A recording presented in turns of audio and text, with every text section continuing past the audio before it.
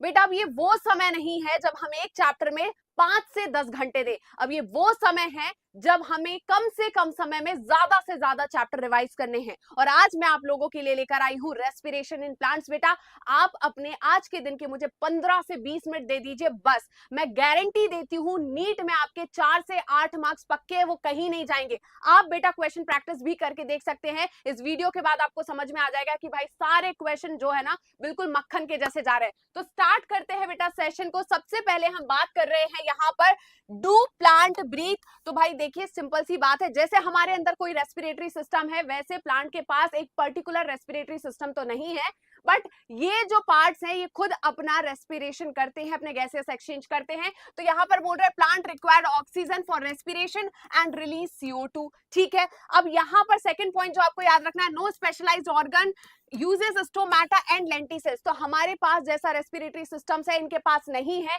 ये जो है स्टोमेटा और लेंटिसेल्स के थ्रू ही गैसेस का एक्सचेंज करते हैं।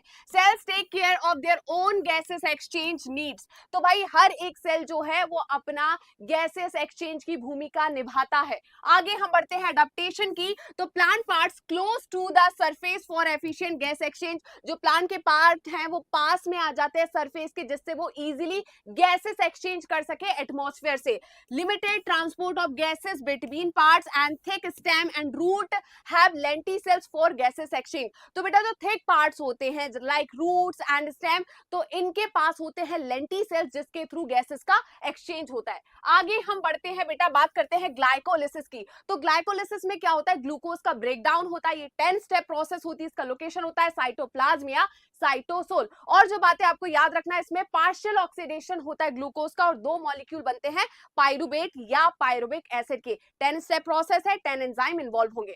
चलिए सारी बातें यहां पर लिखी हुई है। और अगर इसकी की प्रोडक्ट की बात करूं तो 2 मॉलिक्यूल तो हमारे पाइरुविक एसिड के बन गए, साथ में यहां पर हमारा क्या बनेगा बेटा, ATP एंड NADH। तो NADH के कितने मॉलिक्यूल बनेंगे, 2, और ATP बनता है 4, बट 2 कंज्यूम हो जाता है इसलिए हम बोलेंगे 2 ATP बनेगा। क्या क्लियर है? तो ये पूरी प्रोसेस है। पहले क्या होगा, ग्लूकोज ब्रेक होगा, ग्लूकोज 6 फॉस्फेट में कन्वर्ट होगा फ्रक्टोज 6 फॉस्फेट में in the presence of isomerase enzyme, and fructose 6 phosphate convert होगा फ्रक्टोज 1,6 बिसफॉस्फेट में in the presence of aldolase. Fructose 1,6 bisphosphate जो है वो कन्वर्ट होगा DHAP एंड G3P में। G3P जो है वो कन्वर्ट होगा 1,3-BPG में। यहां पर क्या हो रहा है बेटा, एक NADH बन रहा है साइमल्टेनियसली। यहां पर भी ये प्रोसेस हो रही है क्योंकि यहां पर फ्रक्टोज में 6 कार्बन थे तो 3 कार्बन G3P में है, और DHAP जो है वो कन्वर्ट हो सकता है G3P में। तो साइमल्टेनियसली ये रिएक्शन यहां पर भी चलेगी, तो यहां पर भी एक NADH फॉर्म होगा। तो टोटल अभी यहां पर 2 NADH फॉर्म हो गए, और यहां पर एक ATP कंज्यूम हो गया और एक ATP यहां पर कंज्यूम हो गया। अब आगे हम बढ़ते हैं बेटा, देखिए क्या हो रहा है यहाँ पर, 1,3-BPG जो है वो कन्वर्ट हो रहा है 3PGA मतलब 3-फॉस्फोग्लिसरिक एसिड में। ये भी 3 कार्बन कंपाउंड है in the presence of phosphoglycerate kinase, और यहाँ पर एक ATP प्रोड्यूस होता है। सेम रिएक्शन यहाँ पर भी चल रही है इसलिए मैंने इनटू कर दिया इसको 2 से। अब यहाँ पर 3-फॉस्फोग्लिसरिक एसिड कन्वर्ट होता है 2PGA। यहां पर जो एंजाइम इन्वॉल्व होगा वो कौन सा होगा, जल्दी बताइए बेटा, म्यूटेज एंजाइम। ठीक है, कौन सा mutase, phosphoglycero mutase enzyme, and 2PGA convert होगा किसमें, PEP phosphoenol pyruvate in the presence of enolase enzyme, और यहां पर वाटर मॉलिक्यूल निकलता है कितने, 2, क्योंकि 2 बार रिएक्शन चल रही है। अब यहां पर बेटा फॉस्फोइनोल पाइरुवेट कन्वर्ट होता है पाइरुविक एसिड में, और ये फाइनल प्रोडक्ट है ग्लाइकोलिसिस का। इस दौरान क्या होता है बेटा, ATP फॉर्म होता है, 2 मॉलिक्यूल बन रहे हैं किससे, 2 फॉस्फोफिनोल पाइरुवेट से, इसलिए यहां पर 2 ATP यहां प्रोड्यूस हो रहा है। टोटल हमने देखा तो 4 ATP प्रोड्यूस हुए, 2 कंज्यूम हो गए, तो हम क्या बोल रहे हैं, 2 ATP यहां पर मिले और 2 NADH मिला। क्या क्लियर है? रेट डिटरमाइनिंग स्टेप जो है ग्लाइकोलिसिस की वो कौन सी हो जाएगी हमारी, ये देखिए, first and third and last step of glycolysis are irreversible. Glycolysis can be controlled in these steps. ठीक है, फॉस्फोफ्रक्टोकाइनेस की हम बात कर रहे हैं, तो इस रिएक्शन के दौरान हम क्या कर रहे हैं, डिटरमाइन कर सकते हैं ग्लाइकोलिसिस का रेट। क्या क्लियर है बेटा? आगे हम बढ़ते हैं अब यहाँ पर फर्मेंटेशन। अब देखिए बेटा, सेल के अंदर ऑक्सीजन नहीं है तो पायरुविक एसिड जो है वो एंटर करेगा एनारोबिक रेस्पिरेशन में, मतलब लैक्टिक एसिड फर्मेंटेशन होगा या तो अल्कोहलिक फर्मेंटेशन होगा। क्या क्लियर है? तो टाइप्स ऑफ फर्मेंटेशन दो होगा, एक अल्कोहलिक फर्मेंटेशन होगा, दूसरा लैक्टिक एसिड फर्मेंटेशन।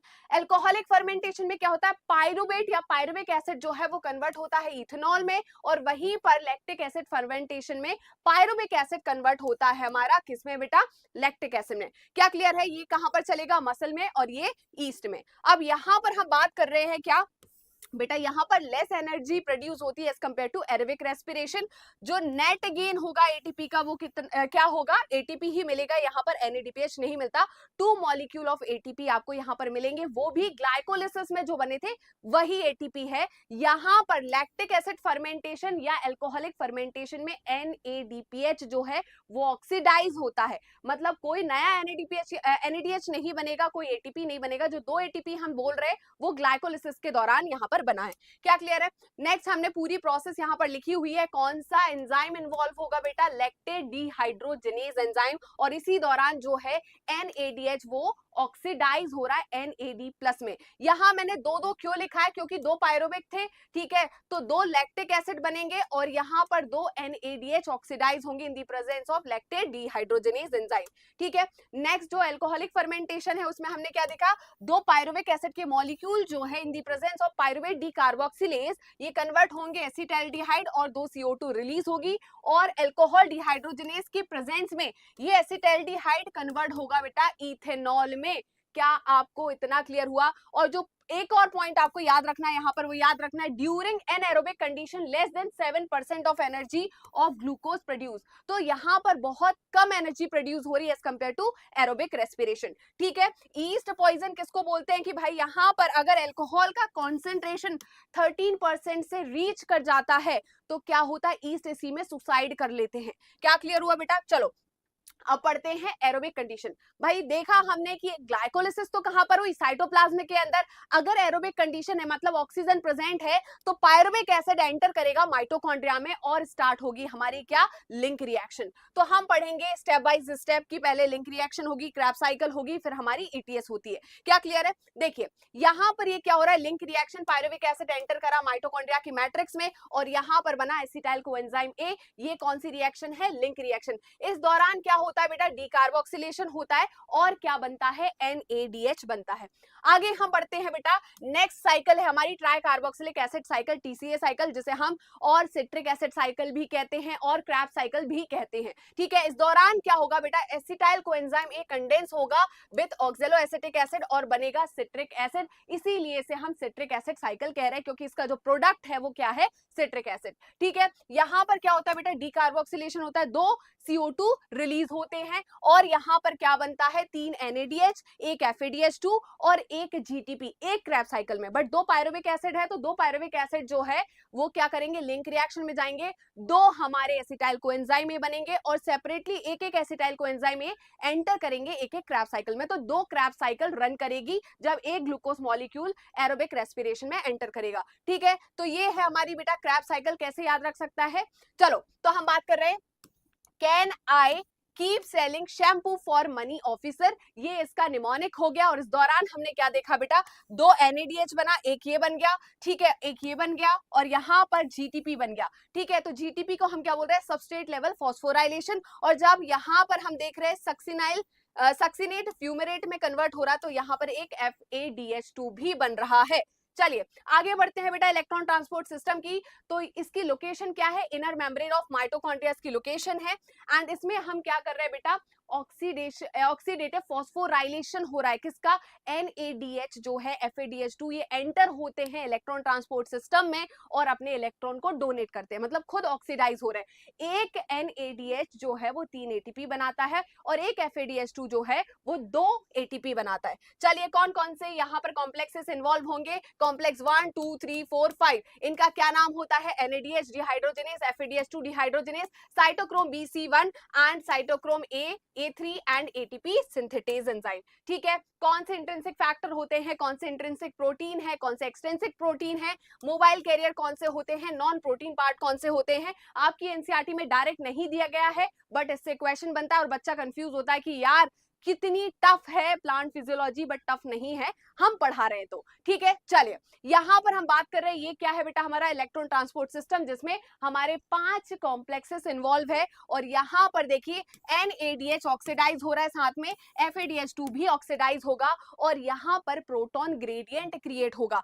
इस प्रोटॉन ग्रेडियंट को ब्रेक करेंगे तो क्या बनेगा, ATP बनेगा। ठीक है, अब लास्ट जो है एनर्जी की बात कर रहे हैं, तो जब एक ग्लूकोज मॉलिक्यूल को हम कैटाबोलाइज कर रहे हैं, तोड़ रहे हैं, तो इससे हमें कितनी ATP मिलेगी। अगर ये एरोबिक रेस्पिरेशन में एंटर किया है, तो अगर बेटा यहाँ पर ग्लिसरॉल फॉस्फेट सटल सिस्टम है तो 36 ATP, और मैलेट एस्पार्टेट सटल सिस्टम है तो 38 ATP। इसीलिए आप कंफ्यूज होते हैं कि भाई 36 बनता है या 38, तो बेटा ग्लिसरॉल फॉस्फेट में 36 और मैलेट एस्पार्टेट में 38 ATP बनता है।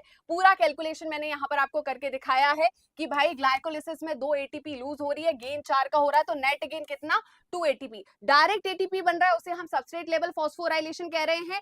NADH और FADH2 से बनता है तो उसे हम ऑक्सीडेटिव फॉस्फोराइलेशन कहते हैं। ठीक है, तो टोटल गेन ATP की हम बात कर रहे हैं, किसकी बात हो रही है, ग्लाइकोलिसिस की। तो 2 NADH बना था तो उससे 6 ATP plus 2 substrate level phosphorylation, तो टोटल कितनी ATP बनेगी, 8 ATP। वहीं पर कंप्लीट ऑक्सीडेशन की बात करें तो 36 और 38 आपको याद रखना है। ठीक है, लास्ट हम बात कर रहे हैं रेस्पिरेटरी बैलेंस शीट। आप सभी ने बैलेंस शीट बनाई होगी, जो बही खाता होता है उसमें हम पूरा हिसाब किताब लिखते हैं ना, कितना खर्चा हुआ, कितना मुनाफा हुआ, बेनिफिट हुआ, वही सारी चीज है यहाँ पर। ठीक है, तो बेटा वही बात यहाँ पर बोल दिया, 38 ATP। क्या आपको क्लियर है।